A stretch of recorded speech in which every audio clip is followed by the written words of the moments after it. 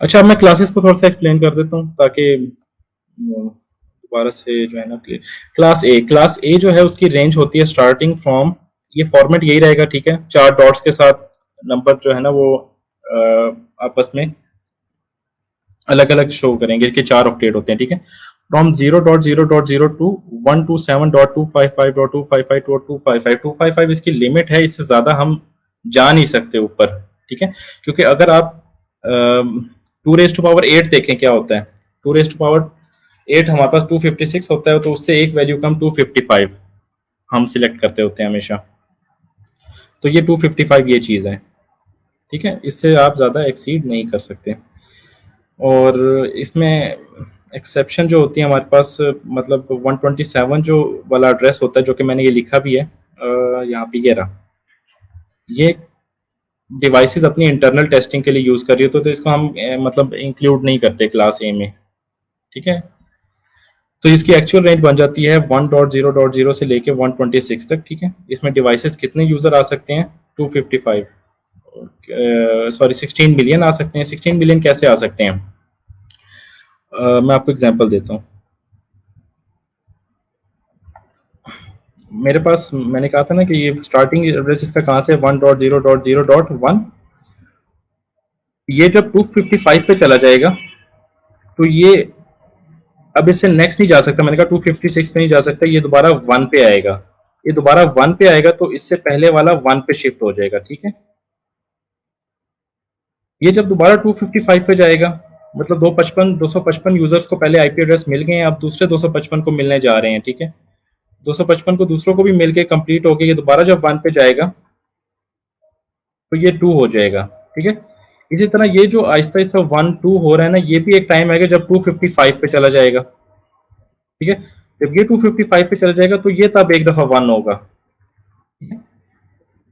ये जब दोबारा 255 पे पहुंच जाएगा तो ये 2 हो जाएगा, ठीक है। तो इस तरह ये कॉम्बिनेशन चलता है। और प्रोबेबिलिटी जो है ना, अगर प्रोबेबिलिटी किसी ने पढ़ी है स्टूडेंट ने, तो ये 16 बिलियन का कॉम्बिनेशन बनेगा, ठीक है। लेकिन इतनी आईपी एड्रेसेस कभी यूज नहीं होते, क्लास सी सबसे ज्यादा मोस्टली यूज होती है। आईपी इज इंटरनेट प्रोटोकॉल, ठीक है। ये इस तरह से अपनी वर्किंग कर रहा होता है, इस वजह से इतने सारे यूजर इसमें आ रहे होते हैं, क्योंकि इसमें सिर्फ नेटवर्क का पोर्शन हमारे पास एक है और होस्ट वाले पोर्शन ये 3 थे जो मैंने लिखे थे। हाँ, जो मैंने ये लिखा था ना 1.0.0.1 या 1.1.1.1, इसमें ये चेंज नहीं हो सकता क्योंकि ये नेटवर्क का पोर्शन है, ये रिजर्व ही ऐसे रहेगा। इनमें चेंजिंग होगी, ये 255 तक जाके दोबारा वापस आएंगे, ठीक है। टू जो है ये 234 भी हो सकता है, ठीक है। ये नंबर, इसकी रेंज जो होती है 1 से लेके 255 तक हो सकती है इस पार्ट को पूरा, ठीक है। सिमिलरली ये पार्ट भी 1 से लेके 255 तक हो सकता है, और ये पार्ट भी 1 से लेके 255 तक हो सकता है। ये 3 पार्ट तो ऐसे हो सकते हैं क्योंकि ये होस्ट को बिलोंग करते हैं, यहाँ से आईपी एड्रेस मिलना होता है, उसको नंबर मिलना होता है, उसकी आइडेंटिटी।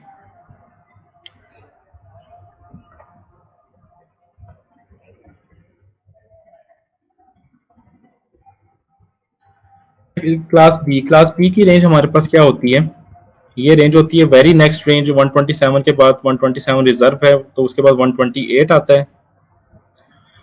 वो 128 जो है 128 से लेकर 191 तक इसकी रेंज है, और इसमें डिवाइसेस या नंबर ऑफ होस्ट कितने हो सकते हैं, 65,000 के करीब हो सकते हैं। इसका सबनेट मास्क /16 होता है, इसका मतलब होता है इसकी नंबर ऑफ नेटवर्क की बिट्स जो ऑन होती है वो 16 होगी, यानी पहले तो ऑक्टेट 1 1 हो जाएंगे सारे। सबनेट मास्क का ये मतलब होता है,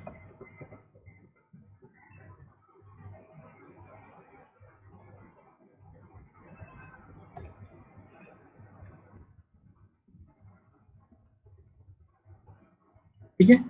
/16 का ये मतलब है पहले दो बिट्स जो हैं ये नेटवर्क के हैं, और नेटवर्क के बिट्स हमेशा ऑन होते हैं, तो उसकी स्टेट 1 होगी। 127 जो है ना वो फिक्स है। मैं अगर आपको दिखाऊं विंडो आर CMD, मैं करता हूँ पिंग 127.0.0.1, देखिए मुझे इससे रिप्लाई आ रहा है, ये अपनी इंटरनल टेस्टिंग को परफॉर्म करता हुआ इसने मुझे रिप्लाई दे दी है। ठीक है, ये लूप बैक एड्रेस होता है।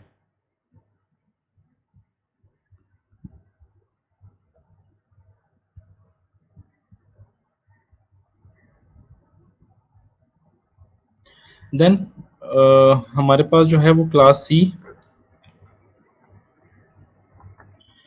सी में आ जाती है। उसकी रेंज क्या है, 191 यहाँ पे फिनिश हो रही है, ये 192 से स्टार्ट हो जाएगा और ये 223 तक जाएगा।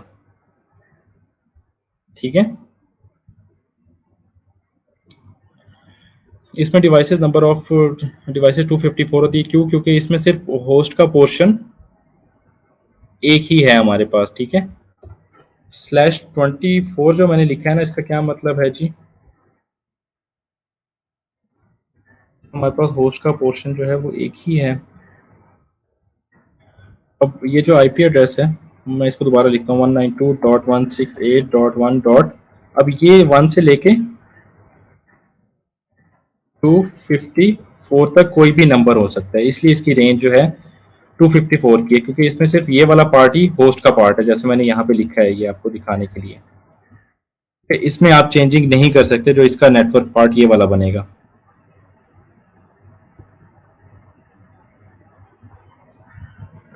जी बिल्कुल, ये जो आप नेटवर्क होस्ट जो है ये क्लास बी के ये ऐसे ही होता है।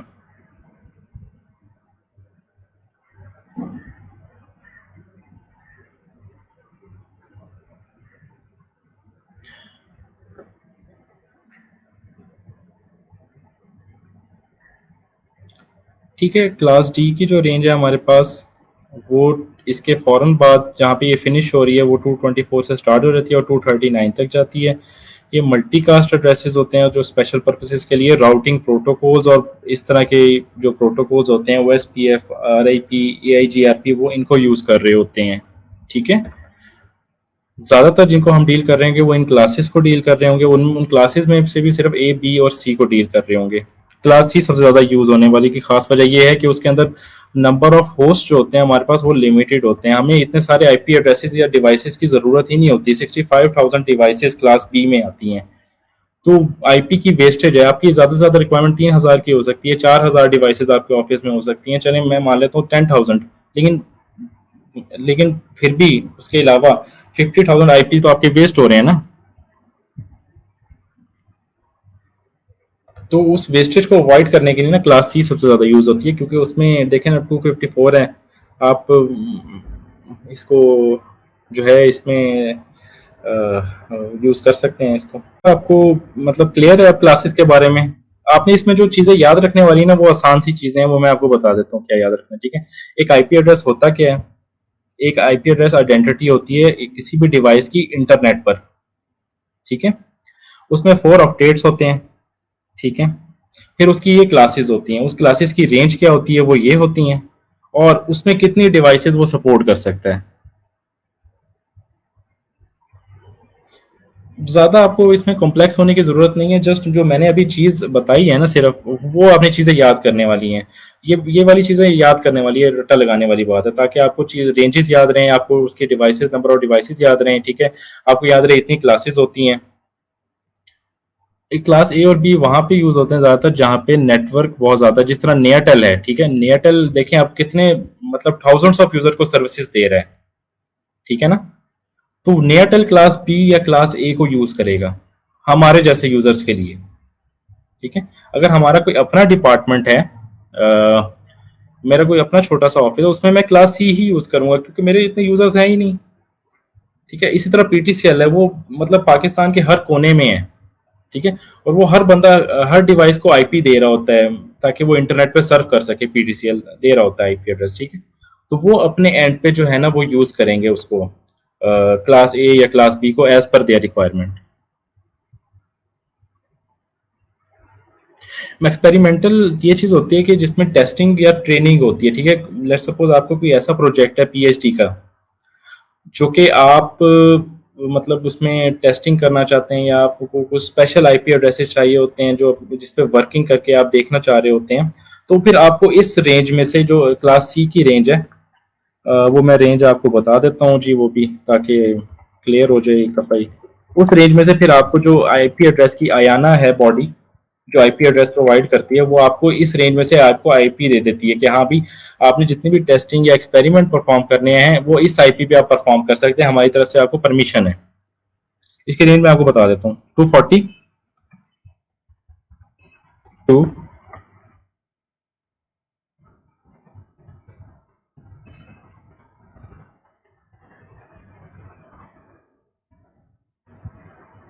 क्लास डी नहीं, क्लास ई। ठीक है, क्लास डी जो है वो ज्यादातर प्रोटोकॉल्स यूज कर रहे होते हैं, राउटर के प्रोटोकॉल्स, जो हम आगे जाके पढ़ेंगे।